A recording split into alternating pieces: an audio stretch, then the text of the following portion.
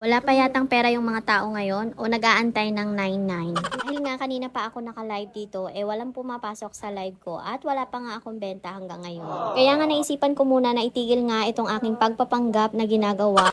Kita nyo din naman na sobrang kalat at sobrang dumi na din talaga nitong aking working area. Working area? Opo, nag-work ang A above na ito. Kasi kung hindi work ang tawag dito, ano to, laro lang?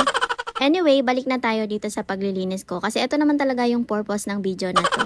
Ito nga sa part na to, tinanggal ko na nga muna lahat ng kalat na makikita ko at lahat ng kalat na makakasagabal sa pagwawalis ko. Nga itong mga nasa ilalim, pinagtatanggal ko na nga muna para nga masama ko sa pagwawalis itong mga ilalim. Ito nga ang mga nasa istante, hindi ko na nga muna tinanggal at baka nga humaba itong video.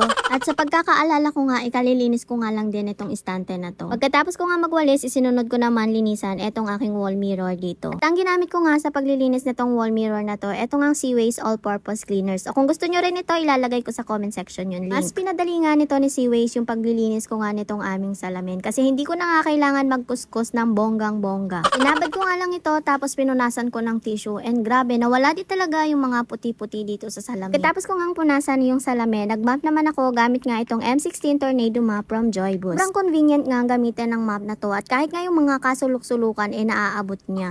Ang isa pa sa pinakanamangha talaga ako dito sa map na to, yung malinis na tubig at maduming tubig naghihiwalay. O kung gusto nyo rin ng ganitong map, ilalagay ko na lang ulit sa comment section. O diba, nakapaglinis ka na, nakapag-promote ka pa.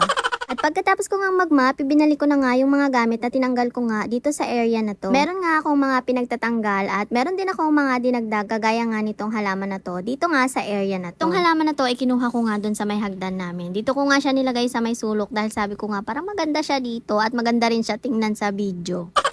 Yung lamesa nga ay sinuksok ko na nga dun sa sulok para nga hindi maharangan etong aking wall mirror. Eto kasing wall mirror na to, ang purpose nito is pang outfit check.